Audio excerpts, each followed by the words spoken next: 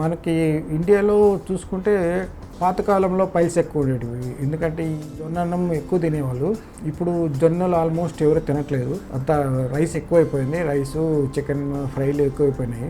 ఇందులో ఏంటంటే జొన్న అన్నంలో మోషన్ ఎక్కువ వస్తుంది, సో వాళ్ళకి అందులో వచ్చేసి రఫ్ ఫైబర్ ఎక్కువ ఉంటుంది.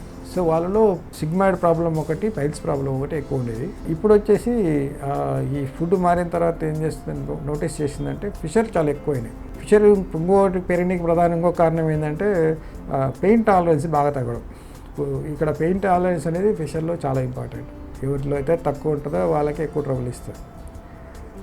ఫుడ్ వచ్చేసి బేసికల్గా మన ఫుడ్లో ఫైబర్ అనేది కంపల్సరీగా ఉండాలి. ఈ ఫైబర్లో 2 రకాలు ఉంటాయి, soluble fibre, insoluble fibre.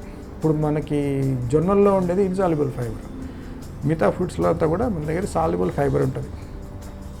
Soluble fibre ఏంటంటే బాడీలోకి అబ్జర్వ్ కాదు, సో మన మోషన్ క్వాంటిటీ పెంచుతుంది, ప్లస్ సాల్యుబుల్గా ఉంటుంది కాబట్టి ఇది రఫ్గా ఉండదు. ఇన్సాల్యుబుల్ ఫైబర్లో రఫ్నెస్ ఎక్కువ ఉంటుంది. సో మనం కొంచెం ఇన్సాల్యుబుల్ తీసుకోవాలి, బట్ బేసికల్గా ఏంటంటే ఫైబర్ ఫుడ్స్ కంపల్సరీగా తీసుకోవాలి డైలీ. మనం ఆల్మోస్ట్ మనం తినే ఎక్కువ వాటిలో ఉంటుంది. సో మనం ఏమేమి ఫుడ్స్లో ఎక్కువ ఉండేది బ్యాలెన్స్ చేసుకోవాలి. ఒక ఫుడ్ అని కాదు, ఒకటే ఫుడ్ ఎవరికి నేను సజెస్ట్ చేయను.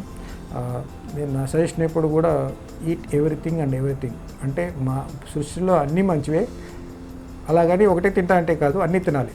Everything you have to eat. So everything is good, everything you have to eat. Soluble fibre అనేది చాలా important. Make sure there is fibre in your food.